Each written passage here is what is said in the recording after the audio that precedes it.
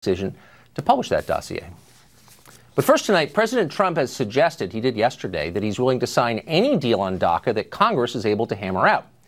Well, an actual deal does at this point seem a long way off, but maybe getting a little closer. Today, House Republicans outlined a bill that would allow DACA beneficiaries to remain in the United States. Critically, though, it would deny them a path to citizenship. Democrats don't seem in favor of it. They know, of course, that amnesty for illegal immigrants is crucial to their own electoral strategy of importing a new class of voters from abroad. Democratic Congressman from Texas, Beto O'Rourke, represents the border city of El Paso. He's seeking the Democratic nomination to challenge Senator Ted Cruz this fall. O'Rourke has sponsored legislation that would provide illegal immigrants with taxpayer-funded health care and free legal assistance to fight deportation. Congressman O'Rourke joins us tonight. Congressman, thanks a lot for coming on. Thanks for having me.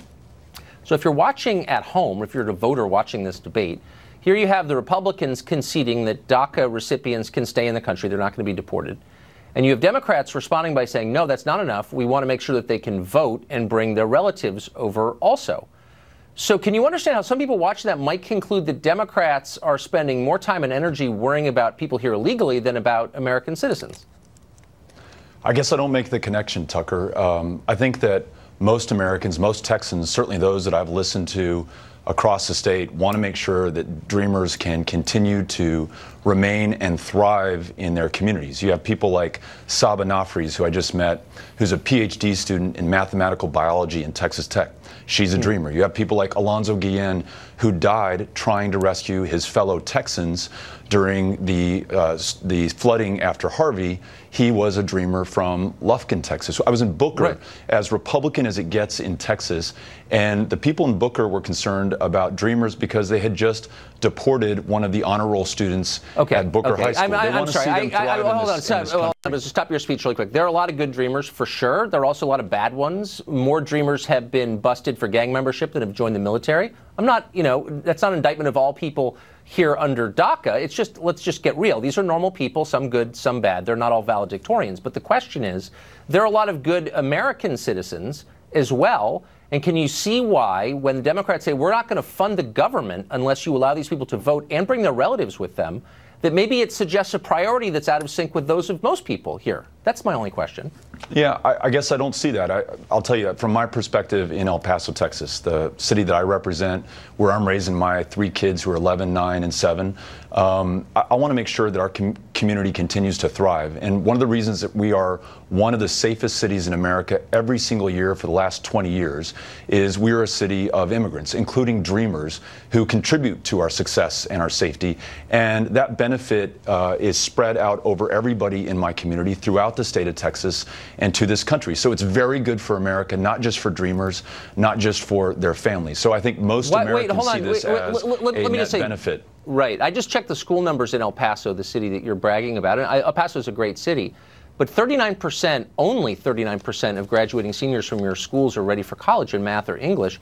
It seems like maybe that's a bigger crisis than whether or not people here legally can bring their relatives from abroad. Wouldn't you think? I mean, again, priorities. Yeah, I don't think working on these things is mutually exclusive. You'll find no one who's worked harder or done more, for example, for veterans in this country when it comes to mental health care access. That's a very sacred priority of mine. I've been able to make progress with Republican members on this issue. At the same time, I can advocate for the success of my community and our country at large by ensuring that those Dreamers stay here. By anyone's measure, there's extraordinary positive economic benefit to those Dreamers staying here, the jobs that are created, the dollars that are spent in this community. I'm sorry, you don't have the numbers on that. You can't prove that. I absolutely do. You spend a lot of time on this question. You don't, actually, because this has been looked at a lot. And there's no evidence that bringing people who have lower than average educational attainment as they do into this country in a high-tech economy makes the rest of us richer. There's just not evidence for that. Yeah, well, economists have looked at this, and it's measured not in the millions, but in the tens of billions of dollars to the positive that Dreamers bring to our economy. So let me ask you this. I mean, a lot of these are minors. These are extrapolations and theoretical. I hope you'll concede that at least. But let me ask you this. Why is it good for Americans? Why should Americans pay for legal representation for people here illegally? You sneak in, taxpayers pay for your lawyer, you sponsored legislation that would allow that. How does that benefit Americans exactly? I think it's keeping true to who we are. When you have asylum seekers from the most violent, brutal countries in the world, like El Salvador, who are young kids or young families. I want to make sure that they have every opportunity to apply for asylum in this country, knowing the laws, having an advocate, and aren't returned to a country where they face, in some cases, certain death. But these are people, just to be clear, they came here illegally. They didn't come as refugees through one of our many programs to bring refugees here. Very often they came as asylum seekers who presented themselves to Border Patrol agents at the border, to customs officers at the ports of entry.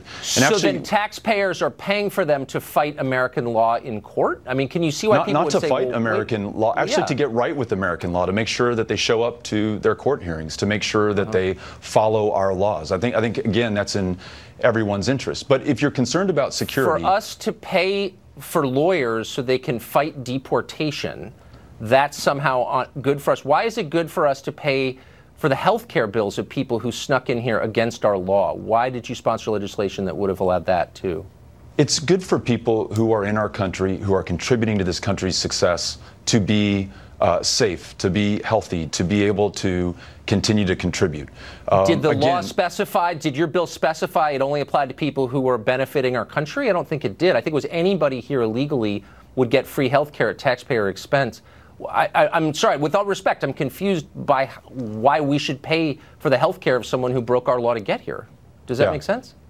Yeah, I don't think you're reading the bill correctly. I think I am. And I think you're losing sight of the benefit that we gain by those who are contributing to our communities, our states, and our country's success. Did that law specify that only people contributing to our country would get free health care, or did it also apply to, I don't know, gang members or vagrants? I think they were covered too, weren't they?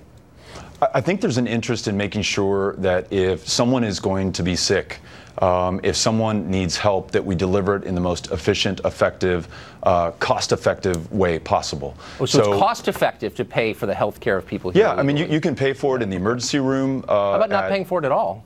Yeah. Well, then you can watch people die in your community and in your country. I must be a mean person for not being in favor of it. Congressman, thank you for joining us. Yeah, thanks House for having me. Republicans led by Bob